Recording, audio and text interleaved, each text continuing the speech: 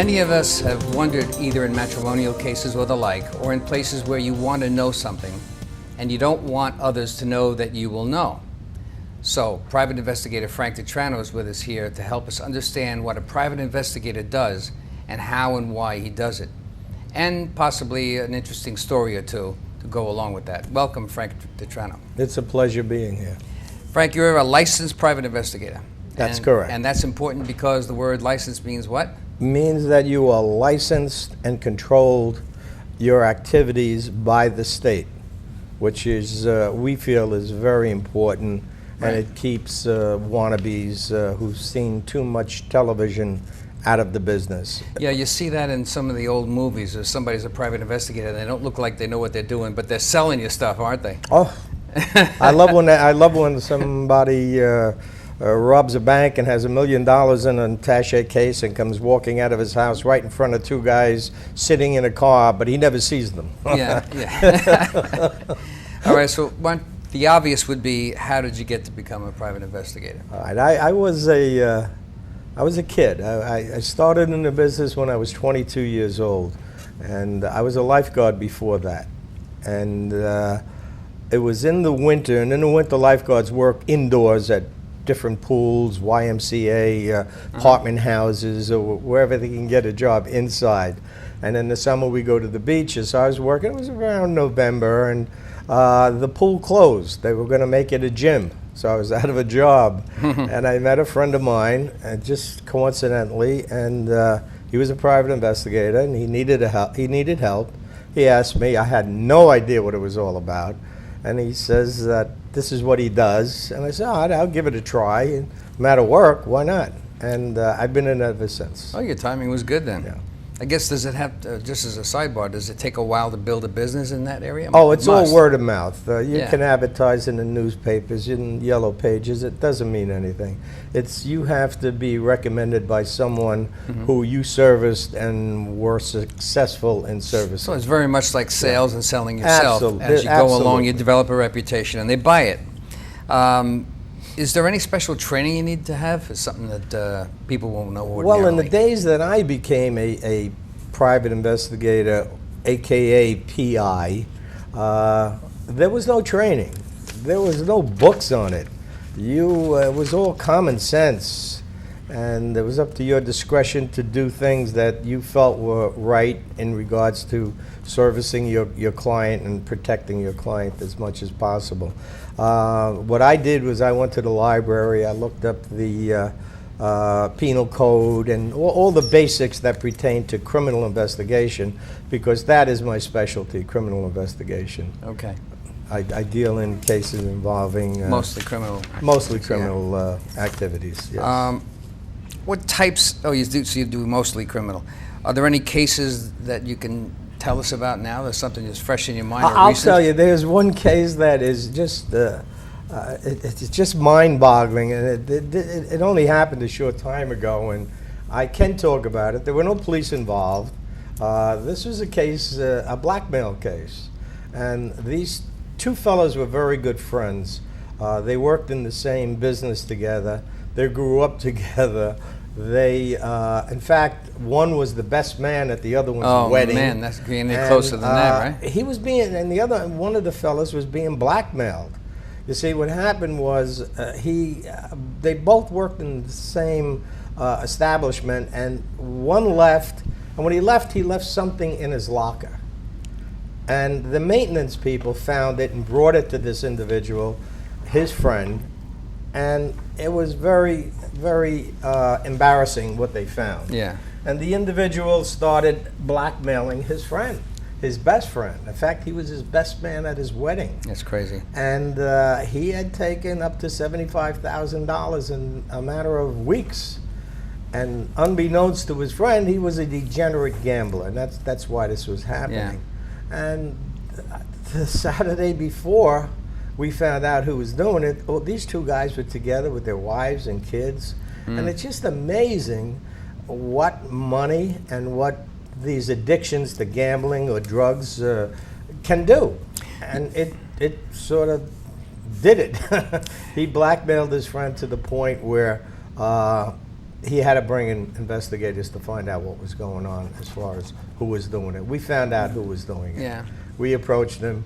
And this is the funny part. When we videotaped him, the friend, picking up the money, when we videotaped him doing that, we showed it to the client. And the client looked, and he didn't say anything. And further on in the tape, you see the friend again, and the client says, "That's my friend." I says, "Where?" He says, "Right there," with a bunch of other people. He says, "He was best man at my wedding. He looks pretty good, doesn't he?" And he's laughing at it. And he says, "In fact, we were at the soccer game on Sunday with our children." And I'm looking and I'm saying, "Pal, let me tell you something. That's the same man you saw blackmailing you earlier on in the tape." Yeah. He didn't want to believe what took place. Denial a little bit. It was total denial. Yeah. So we went back to the point where he was actually picking up the money at this prearranged location, and he goes, "Oh my God," he started crying. It was his best friend who appeared at his wedding. He was best man at his wedding. That was blackmailing. Was there any other story besides that one? Oh, we got all the money back, and we got the equipment and all the information that he was blackmailing his friend with, and it ended up happily, but unfortunately, obviously, they... Gambling's a serious disease. They ended up, the friendship ended up, and I was just, hoping his wife got him to go to GA, and I'm hoping everything worked out well. But his best friend was blackmailing him.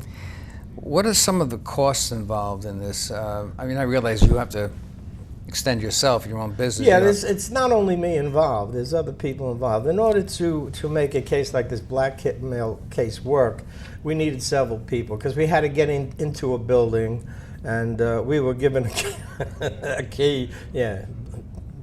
Try to believe that one. Well, so you team up on whatever yeah, it is. And we brought in several people, and we put cameras in certain locations, and when the individual came to pick up the money at the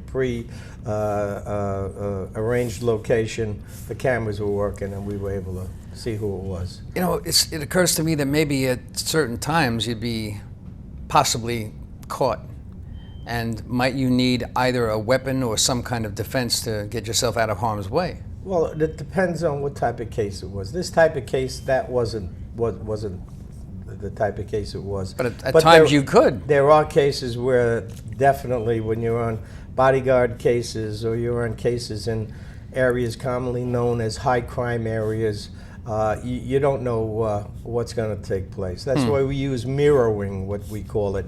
We use the side view mirrors and the back mirrors because we don't know who's going to come up and back. A lot of times PIs are set up like that.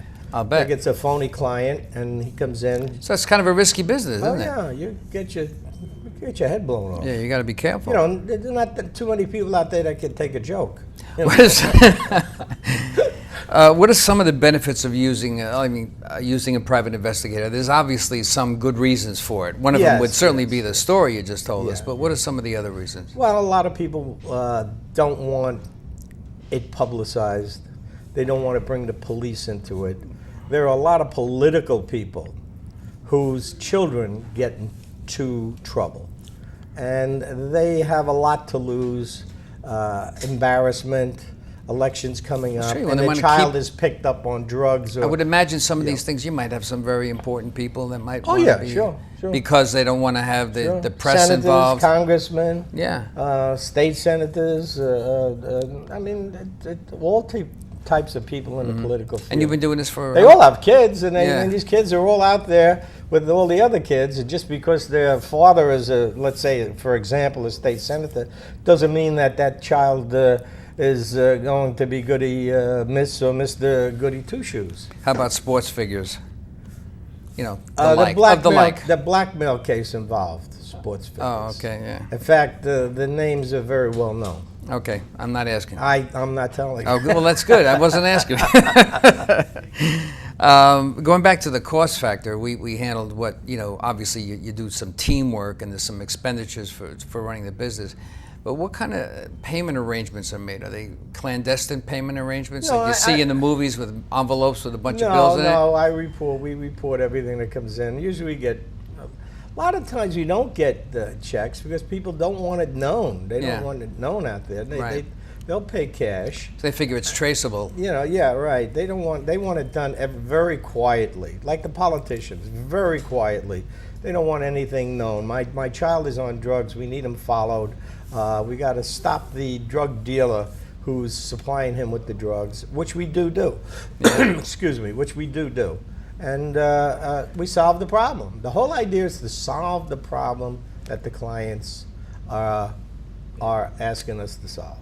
We've got to solve the objective. You have to find out what's going on, right? Got to find out what's No matter going what on. it is, No you matter got to what find it out is. what it is, right? Who's doing it? Why are they doing it? And then stop it. Do you have a barometer of some kind that when you're choosing to work a client that you decide one way or another whether you want to work this client, that maybe it's a too sensitive a case or something that's personal to you? Do you have, those kinds of things? Not really. Everyone You'll take almost every kind of case? Not every type of case. Right. I don't take... Ordinarily, you don't take matrimonials. I don't take yeah. matrimonial Yeah. cases. I do missing persons. We bring children back. I do get a lot of satisfaction out of that. Yeah. Sometimes it'll take us weeks, sometimes months, but eventually we find them. What about custody? Unfortunately, it's when we do find them, a lot of times it's too late. Well, there's in the matrimonial sector that we have the adultery kind of thing, which is what I guess you're telling me you don't do. Yeah. But what about like a custody find or something like that? That's a matrimonial case. Oh yeah, indirectly. in a way, that's a custody case. Which we And consider that a matrimonial. Yeah, I would consider it that too, but I don't do the surveillance on couples, let's say, that cheating and stuff like that. I don't find so that you do track down rewarding. kids, yeah. But I'll track down other countries. We've been to places all over. What if you run up against somebody, and being that you do travel and you go to other countries, as you just said, what if you find that somebody is missing a kid, and they have an idea where that kid is? They basically track that kid, but they don't know anything about him because there's not a lot of communication. This is what we face, right? The ex disappeared and walked away, whatever, Right. and usually it's with the kid. Correct. So if the guy's broke, we have a couple of people that are like that. They can't really fund somebody. Is there a way to make payment plans with an investigator? I'm just curious. Oh yes, absolutely. There are people that come to us. I mean, I've got paid in a bushel of clams. I've got paid, and I'm not a rich guy. I drive an old car. I don't live in a big house, and I fight with lawyers a lot. I think I lose more clients than I get because I see the garbage that's out there and I don't like it. And a lot of people go along with it. They don't care as long as there's bucks involved. Yeah. To me, it's not that. It's important. I got a family, so I have to do what I have to do. Well, now that you mentioned it, is there anybody that you can talk about? Any of the lawyers? You don't have to talk about names, but any of the situations. Oh, I would say that. What do they cause as a problem for you? What have you discovered? Oh, first I discovered that about 98% of all the lawyers that I've dealt with since I've started as a PI are worthless. I don't find them to be have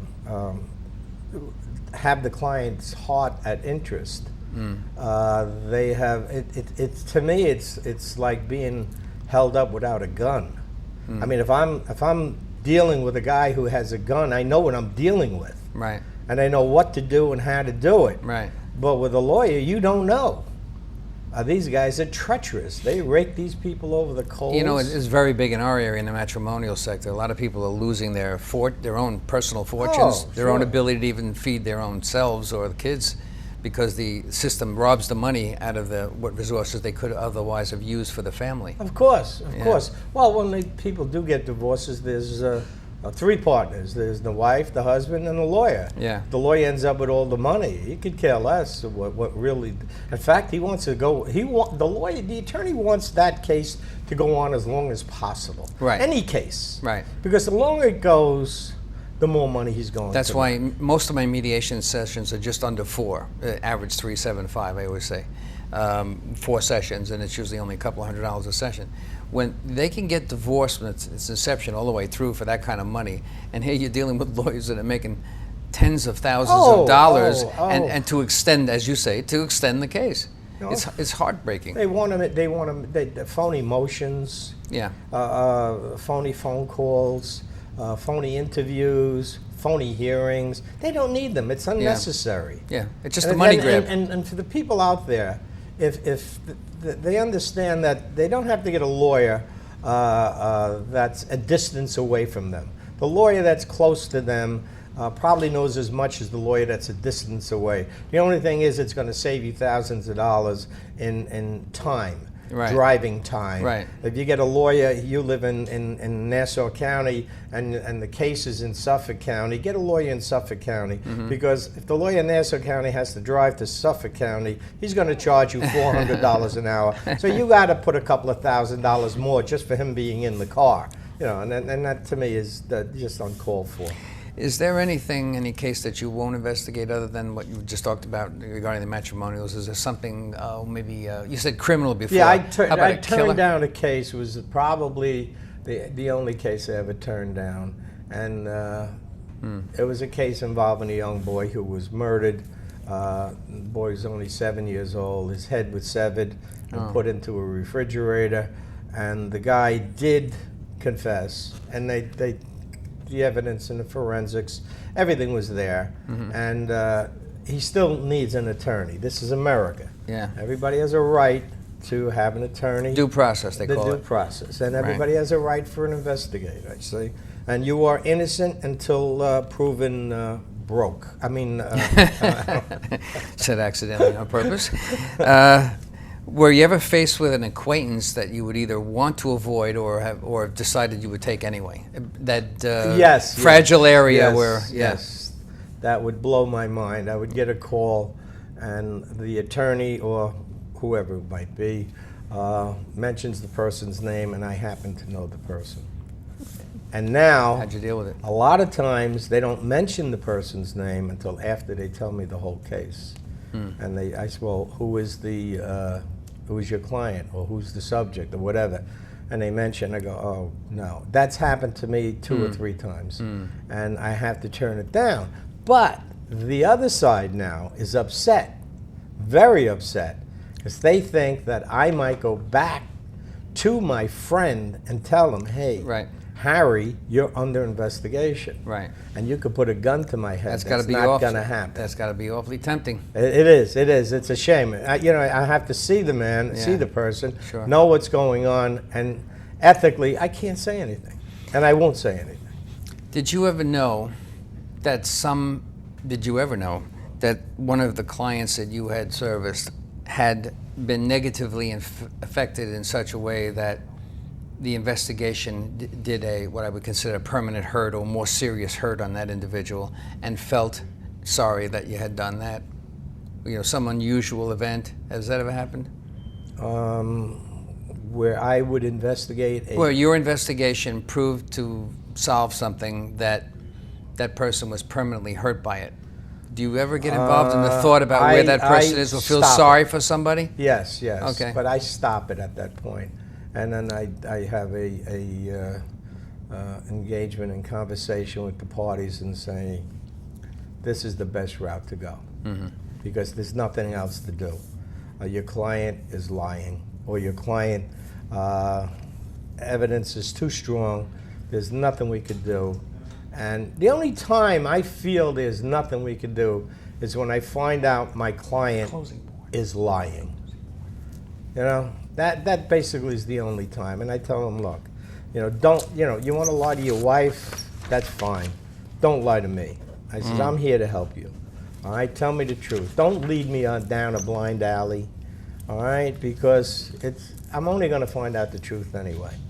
And when they do lie and I do find out the truth, then I'm going to have to talk to them and tell them, look, the best way for you to go is this. And that's it. But my job basically is not to prove anyone innocent, not to prove them guilty. My job is to find out, as Joe Friday what happened that they don't know. Like I said in the beginning, something that they want to know. Just the facts, but Joe, they don't want anybody else to know, and they just want anybody to know that you know. So keep it private.